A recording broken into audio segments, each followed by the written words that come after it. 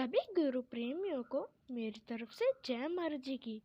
तो भक्तों, जैसे आपको पता है कि लास्ट वीडियो में हमने दिव्य ज्ञान प्रकाश किताब के फर्स्ट चैप्टर में थर्ड टॉपिक ख़त्म किया था।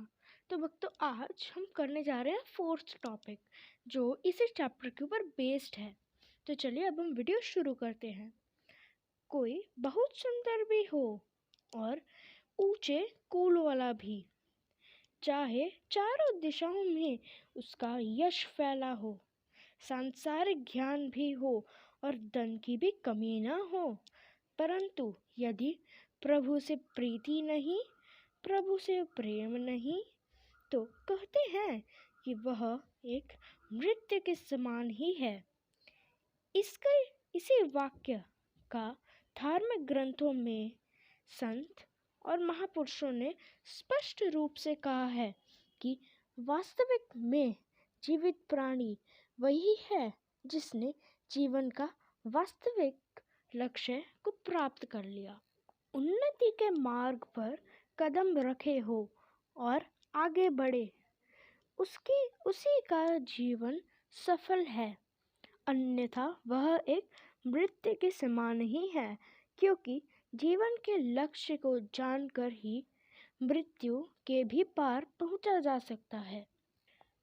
उस सत्य को जानकर ही मृत्यु सागर से पार पहुंचा जा सकता है।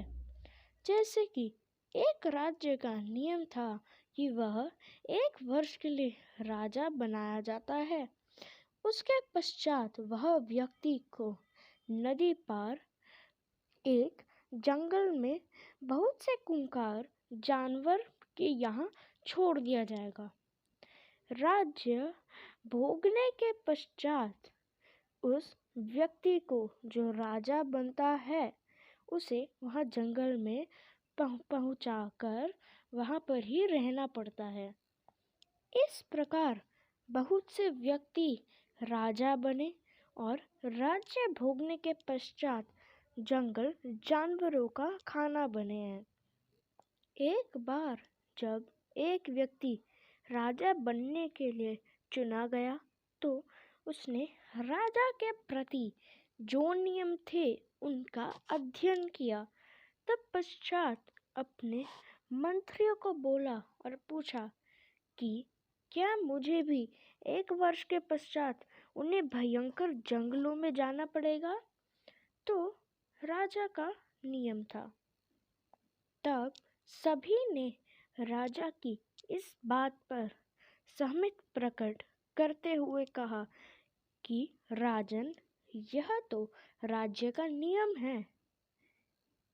इस नियम का पालन तो आपको भी करना पड़ेगा। पहले के सभी राजा इस नियम का पालन करते आए हैं। राजा सोच में डूब गया कि ऐसे राज्य को भोगने का क्या लाभ जो 1 वर्ष के पश्चात मुझे मृत्यु के द्वार पर ले जाकर खड़ा कर देगा।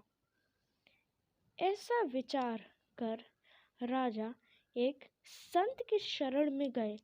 संत ने राजा को परेशान देखकर पूछा, राजन, आपके चेहरे पर निराशा क्यों झलक रही है? अभी कुछ ही दिन तो पहले आप राजा बने हैं, फिर यह परेशानी क्यों? राज्य सुख का आनंद लीजिए।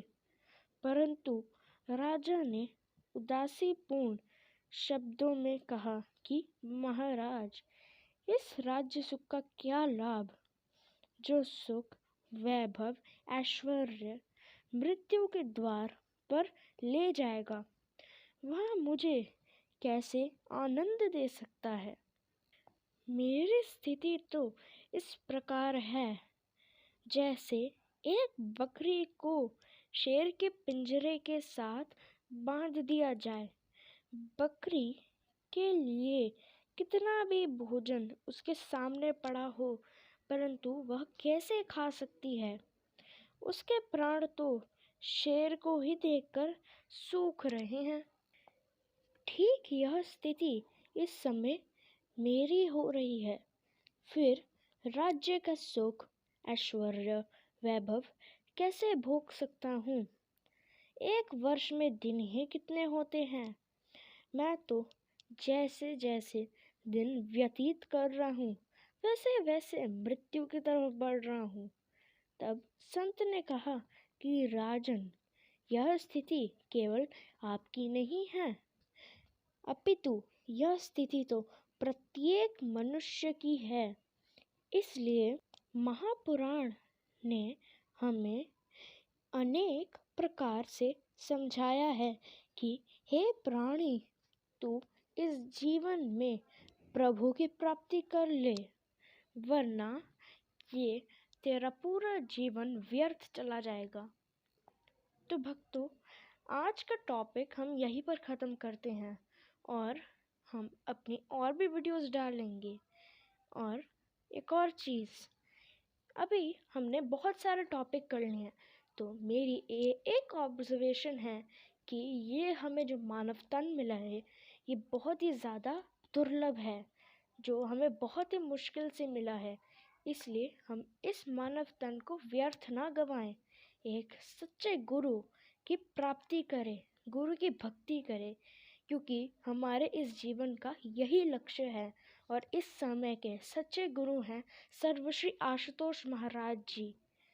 तो आप सभी को मेरी तरफ से जय महाराज जी की। And please like and subscribe my channel. जय महाराज जी।